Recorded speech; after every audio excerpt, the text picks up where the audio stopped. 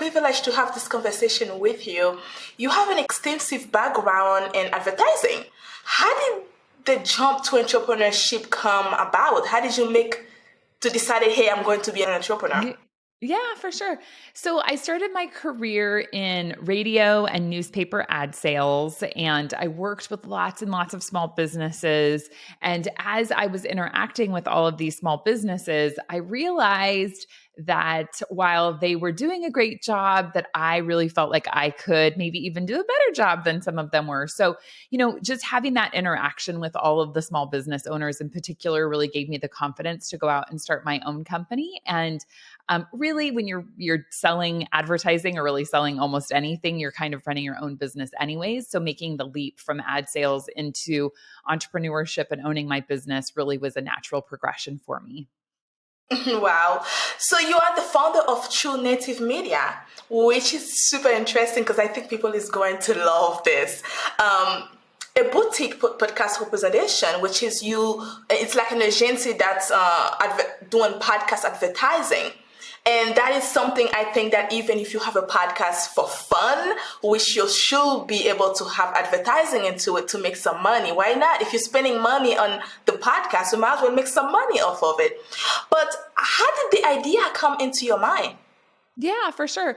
So the first business I owned was a trade show production company.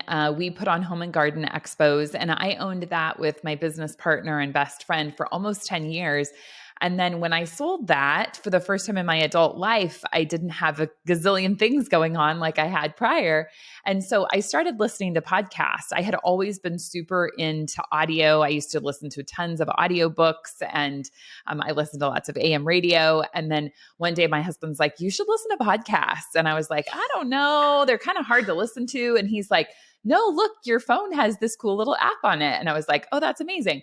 So I started listening to podcasts, and the more I listened, the more I was like, where are all the ads? I don't understand. Like some of my favorite shows, most of my favorite shows didn't have any advertisers in them. And so I really investigated the industry, and I found that the top 1% of podcasts had no problem getting advertisers, right? They were full, but then there was everyone else. And I knew from the experience I had had selling advertising that if a show was getting at that time even 10,000 downloads an episode, they could not be represented by one of the representation companies. You had to have 50,000 downloads per episode, which is really a large audience. And so I was like, I could totally sell that. So I started the company really to help independent podcasters secure advertisers for their podcasts. And I entered the market in 2016, which just was a really great time to get into the podcast space. And so the business really has just skyrocketed since then. Well, what you are doing is just amazing because, like you said, it's like having a podcast. Not everyone is going to have 50,000 downloads per episode. That's almost like hard to get. I will not lie. That's a lot, and I think that you are able to help the people that's not majority of people that don't have that much of 50,000 per episode.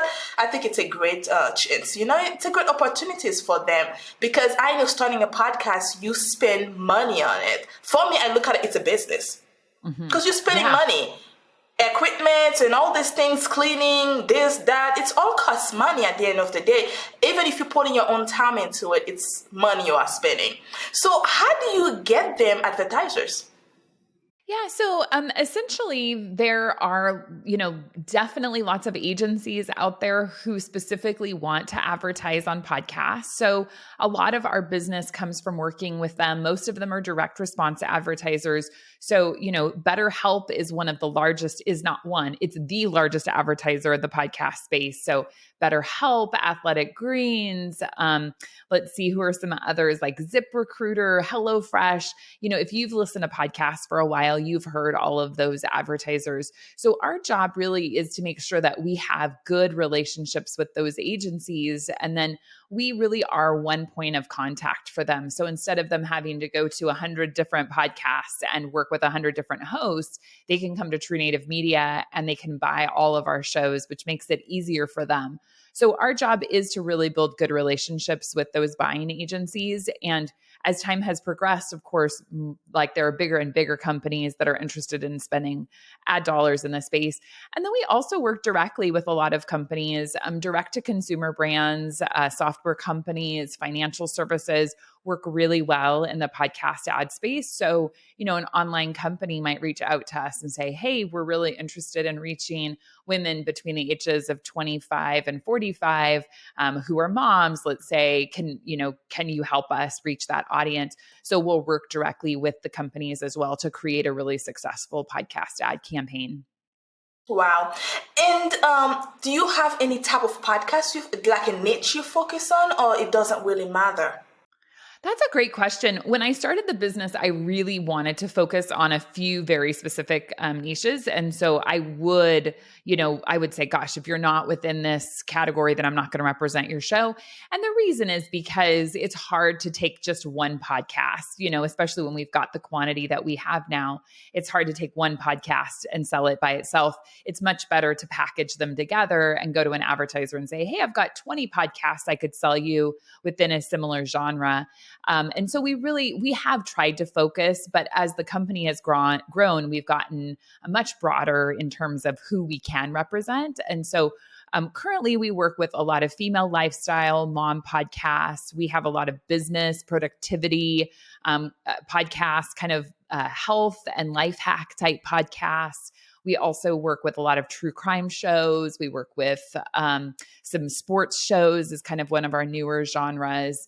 I'm sure I'm leaving some out, history and education. But yeah, so we do have a number of genres that we work with now. If somebody came to us with a really off the wall genre, like we had a hunting network approach us recently where they had like 6 hunting podcasts. And I was like, we're really going to have to go out and find some very unique advertisers for these hunting podcasts. And so we decided now wasn't the time for us to do that. So it kind of just depends on where a podcast is. But I would say most shows we're fairly open to representing. Do you have for example, like you said, with other companies, they have to reach 50,000 downloads per episode. Do you also have a gap in that? Yeah, we do. So since I started the company, dynamic ad insertion has become much more prevalent. And how dynamic ad insertion works is instead of the host of the program baking the ad into one specific episode, they're able to digitally insert ads into the full catalog. So let's say, you've got a podcaster that's been producing episodes for 2 years or 3 years. They have lots of listens that happen on their current episodes, but on their back catalog as well. And so dynamic ad insertion allows us to work really with smaller shows because instead of just inserting ads into current episodes, we insert through their full catalog. So we're looking for shows typically that have between 20 and 50,000 downloads per month. And as I said, that could be across their full catalog. Okay, so it's not per episode. They have to have 20,000 per episode. Right. Okay, I think I like that better. Yes, exactly. And that's when I got into it, it was very much on a per episode basis, which, if let's say you're creating 4 or 5 episodes a month, or maybe 8 episodes a month, if you drop twice a week, that's a lot, right? That's a really big number. So yes, yeah. I completely agree with you on that. So I'm going to put you on the spot here. I like to do that for some reason. It's in my nature. So now I know that podcasters can make money off advertising. So do you have any other ideas, any other way that they can make money off their podcast? Oh, absolutely. Yeah, there definitely are lots of ways to monetize your podcast. So I always really like to encourage podcasters to think about their why. So why are you creating the show? Are you creating it because it's just lots of fun and you enjoy creating content? Are you doing it with your best friend because you like to hang out and talk together? Or are you doing it because you're trying to market your business? So I would say that using a podcast as a marketing vehicle is an extremely powerful way to create content and to make money, because when you've got a podcast and you're able to really share that podcast with your potential customers, you don't need a huge audience, right? And to be clear, when you're thinking about monetizing your podcast through advertising, it's important to realize that advertisers need to reach a certain number of people to have it make sense for them, right? They want to reach a lot of people to get the message out, to get the conversions. But if you're creating a podcast and you're like, gosh, if I could just get in front of 100 potential customers and I could convert 10% of them or 20% of them, that would be really powerful for my business. That can be a really good way of going about doing it. So really understanding if you're doing it as a marketing vehicle, how you're really leveraging that. And are you putting in calls to action in your podcast to get people to actually use your services or to buy your products? So that absolutely, I would say, is a great way to make money. And it can be a marketing tool, but it could be a tool to sell specific products that you have, right? So if you've got specific courses, or if you have, just even a specific physical product that you're trying to sell, your podcast could sell that well. And then I would say lastly are subscribers, right? There are definitely options through Patreon and Squadcast, and even now through Apple, where you're able to allow someone to subscribe to your podcast and send you money every month because they like the content that you're creating. So there are definitely lots of different ways that you can monetize your show, and advertising is just one of them. Wow, that's actually amazing. So, would you say that for them to be, I guess my question is, let's say that a business owner, right? And would you say that it's good for them, for a business owner, to have a podcast, because that can help? Because when earlier when you were saying that they can sell the product, they can use the product, may sell it on the podcast, all these things they can do. So would you say a business owner is a good way of marketing their business by having a podcast?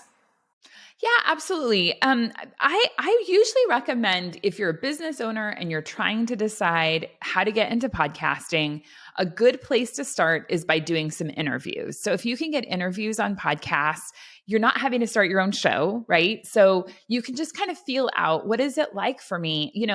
I have a podcasting mic, as you can see if you're watching the videos. It's important to have the right kind of equipment. So getting a mic and trying some interviews and seeing how comfortable are you actually creating content. Do you like audio?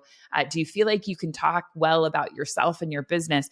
So getting on interviews, I think, is a really good place to start. You can also try and work on some affiliate opportunities with people. So, maybe you've got a podcast and you could say, hey, I want to run some affiliate ads on your show. If somebody buys a product, they'll give you a kickback. So that can be a good way. And of course, you can buy ads too, where you're actually transacting money. But, and then yes, I think starting a podcast is a really good idea. But it is also a lot of work. And of course, you know this because you're a content creator. But I do find that a lot of times people get into it and they think, oh, I want to do this. This sounds great. This is amazing. And then they realize how much work it is. And it takes time to build an audience. Even if you're trying to reach 200 people, it takes time. And when you're thinking about creating a podcast for your business, we would call that a branded podcast, right? So if we're listening to, like, let's say Ford has created a branded podcast, we don't want to listen to a 30-minute Ford ad. We want to listen to something really interesting. So if you're creating what I would consider a branded podcast, because the point is to market your business, you have to be really creative and you have to make sure that you're creating content that people are actually going to consume and are interested in. That there's a good story, there's a good hook so that they want to listen, and that you're not just creating a big ad for your business or your industry, because nobody's going to listen to that. That makes a lot of sense. So now let's talk a little bit about the shows that you work with. Can you give us some examples? Yeah, I think certainly one of my favorite shows that some of your listeners may be familiar with is Smart Passive Income with Pat Flynn.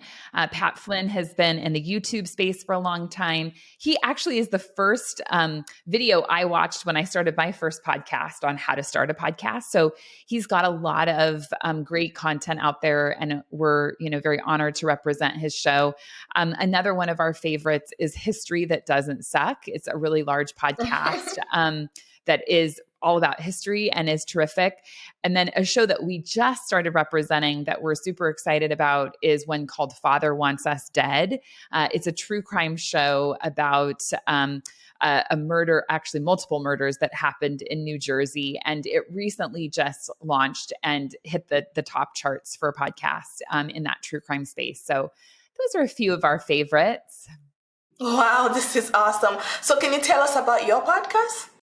Sure. So I have a podcast called the Podcast Advertising Playbook. And on that show, we talk about podcast advertising. So if you're a podcaster or an advertiser and you want to understand the space better, I talk about how to do that. I interview people from the industry. I interview people who have been working in podcast advertising for a long time and understand how to make it successful. So that's been a lot of fun, especially if you enjoy podcast advertising.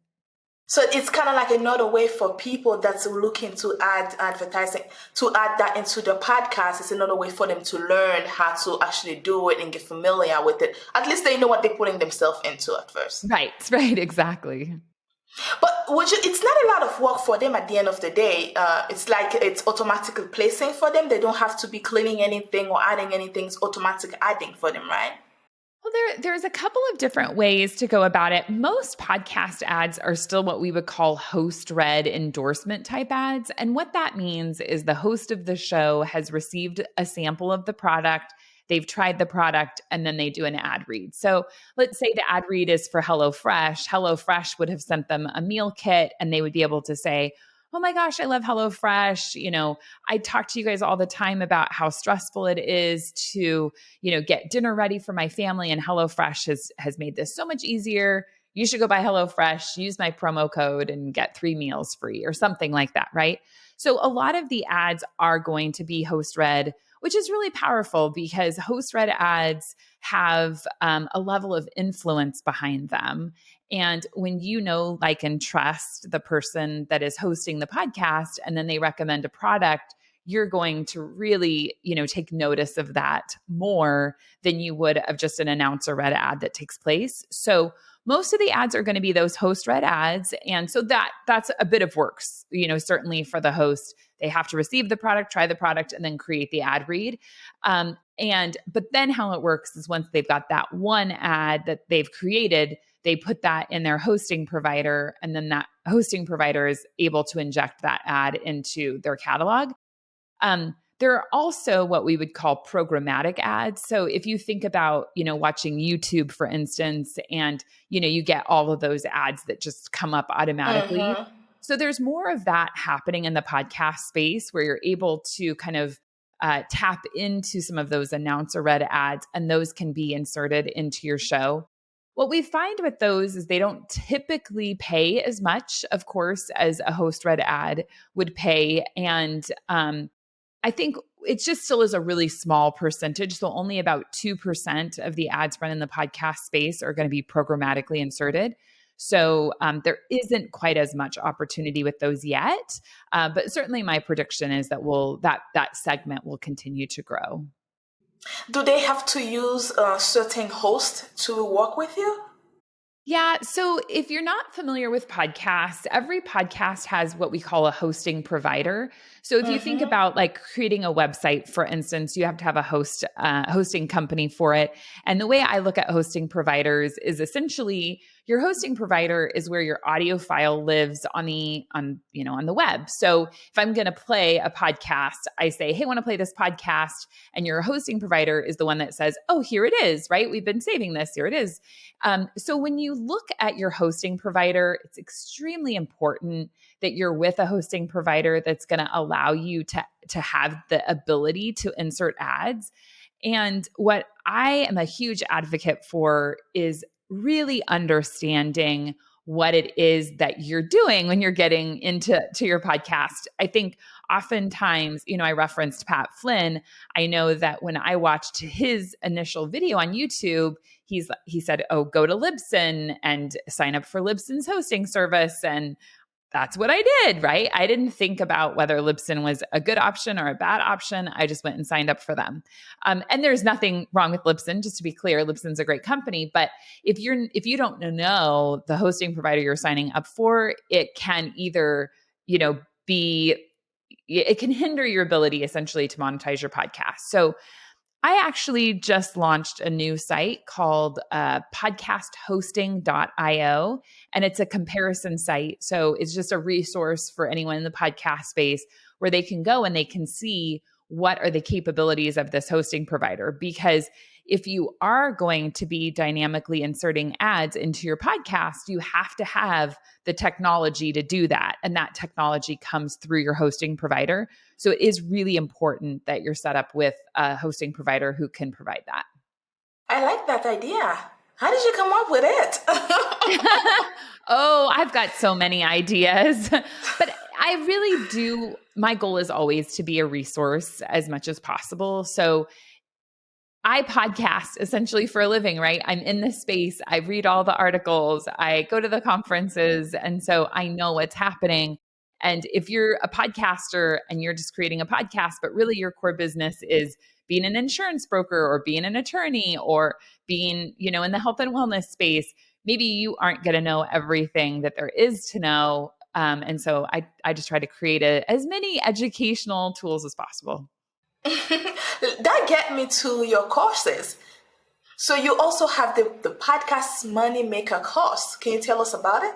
Yeah, for sure. So, as we've been talking today, we like to represent as many podcasts as we can, but there are some limitations. And most of the time it is around size that, we're just going to get a small percentage of what we sell on shows in terms of the ad revenue. So we can't represent every show. So we created the podcast Moneymaker course. And the idea behind that course is that if you're interested in learning more about how you personally can secure advertisers for your show, we walk you through step by step on how you can do that.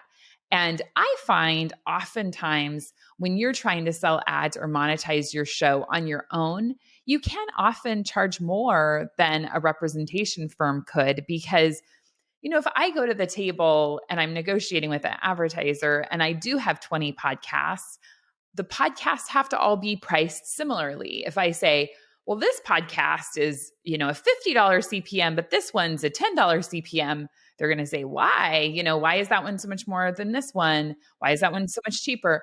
But when you're negotiating on your own, you have the power of your position and your unique perspective on the content that you're creating.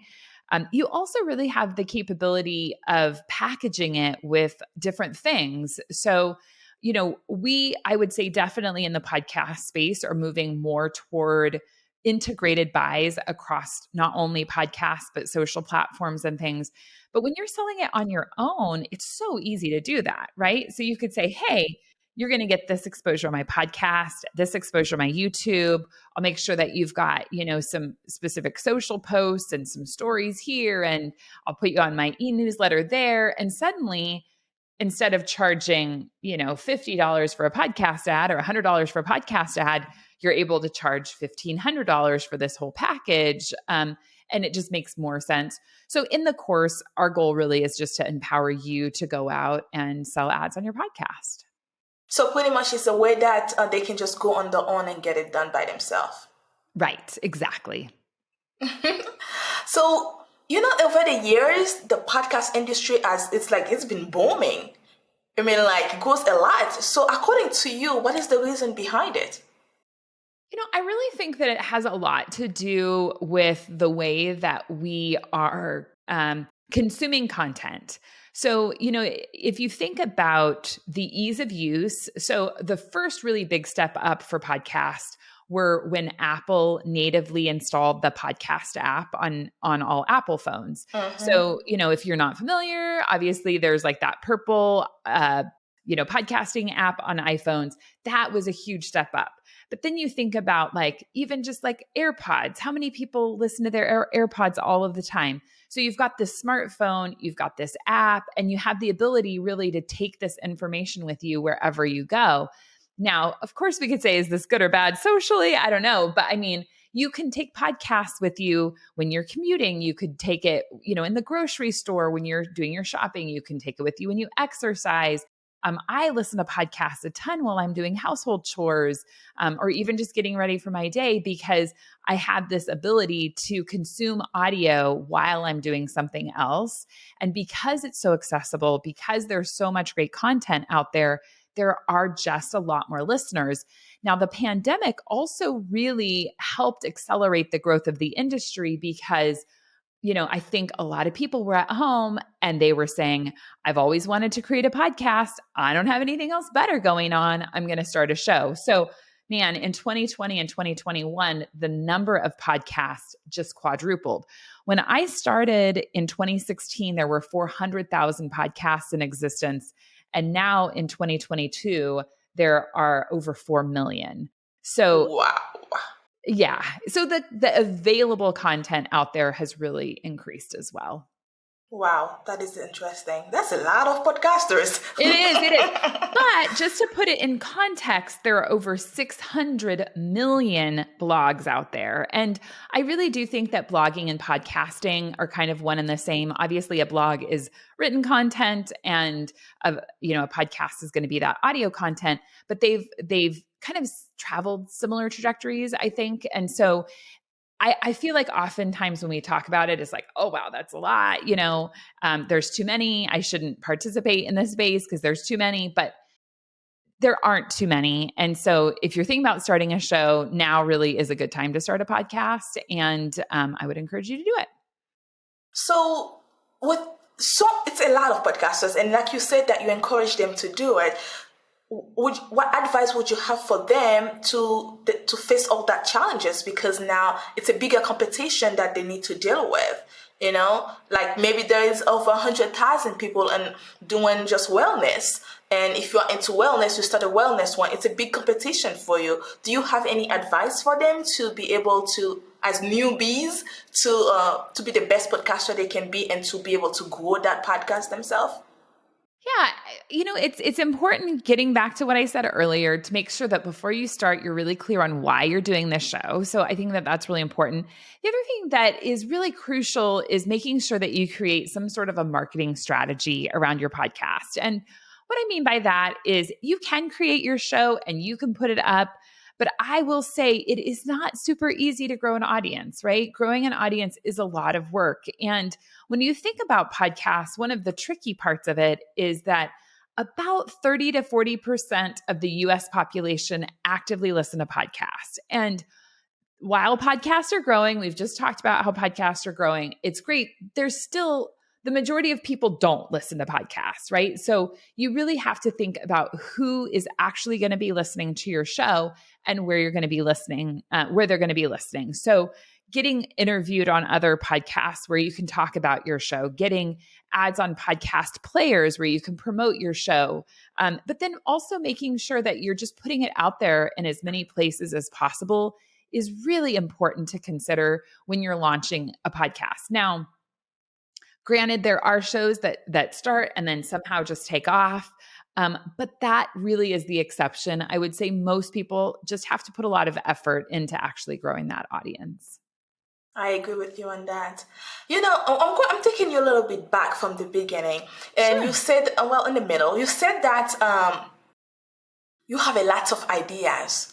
Now, I'm just curious to know what's next for the company. Because I know you have a lot of ideas. Yeah. So in terms of True Native Media, for us, really, it's about just continuing to grow the content that we represent and also potentially having our own shows. So right now, we're just representing independent podcasts, but we really have been considering owning our own content. I actually just launched a brand new business last week called the Podcast Broker. And what the Podcast Broker does is it buys and sells podcasts. Really, like, we're a marketplace for that. So, if you think about all of the other digital assets out there, people buy and sell websites all the time.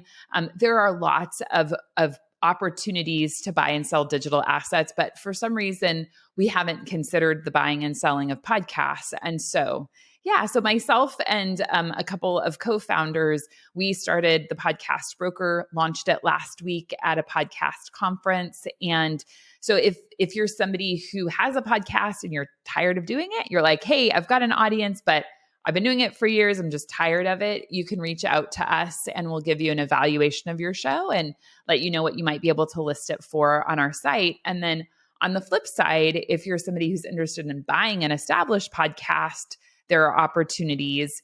What we have found is that a lot of people are reaching out to us who are interested in creating podcast networks. So if you're somebody who's like, hey, I'd love to have, maybe 10 or 20 shows under my network that I own, this is a good opportunity for you to, purchase those established shows. When you told me that you have a lot of ideas, you really have a lot of ideas. And this one is a great one. Actually, Thank you. never thought of that. Yes. You spend a lot of money, a lot of energy, a lot of time building something. Just because you got sick or something happened in your family or you're unable to do it, you shouldn't just let it be. You should make some money off of it. Brilliant idea. That's all I have to say. That's brilliant. Thank you. Well, and when we go back to like starting a show too, part of my hope is that if you wanted to start a health podcast, instead of starting from scratch, you could say, oh, I'm going to go to the podcast broker. I'm going to buy a health podcast. Maybe it doesn't have a massive audience, but maybe it's got 1,000 listeners already. That's a really good place to start. And, it's all about just transitioning into, the role of the new host. And I think, if we cold turkey the host from like, oh, this was the host one day and the next day it's somebody else, yeah, maybe it would be a little bit jolting, but there's a lot of really creative ways to kind of make that transition. So yeah, I'm really excited about the opportunities we're going to be able to bring to the industry with it. I think it's going to be a great one. So now for the listeners, the people that's going to read this or watch this video, how can they reach out to you just for the broker part of your business? Yeah, the easiest way to do that is if you go to thepodcastbroker.com, you can go on there. We don't have any shows listed yet because we just launched it last week, but we should hopefully have some shows up by next week, which will be like the first part of September of 2022. So shows should be up there and you can go check them out. And I'm very active on LinkedIn. So if you have any questions for me for either True Native Media or for the podcast broker, you can message me over on LinkedIn and I'd be happy to answer any questions. Well, what is your advice to women that is just starting out their own business? My advice to women starting out in business is to have confidence in yourself. I think that as women, we don't always have as much confidence as we need to have. You've got an idea and you just need to take action. But that really, I think, is my second, bit of advice is take action. I think my observation of most business owners is that sometimes it can get overwhelming and you're not really sure what to do next. Especially when you're starting out, typically in jobs, we've got a boss, right? And the boss is setting the agenda for us. The boss is telling us what to do. As a business owner, it's real easy to, wake up and sit down at your desk and say, okay, now what? What do I do next? How do I move the needle in my business? And it's really all about taking action. Of course, you have to take the right action, but with confidence and taking, measured steps each day toward your goal, you really will get to the place that you want to be in your business. So it's about being able to be very self-motivated. Well said. I think that's one of the best advice that I never heard. I agree with you on that. And thank you so much, Heather, for taking the time to have this conversation with me. I appreciate you sharing your knowledge with us, and also that what you do is something that I think that's very important for podcasters. And what you just launched last week is even more important because there's the time in life where we need to take a break, we need to step away. We don't have to lose all of the hard work. We can just make something out of it. And I think it's a brilliant idea. And I appreciate what you do, and please keep doing it because we need more women to create awesome things, Well, thank you so much. I appreciate it, and I totally agree with you.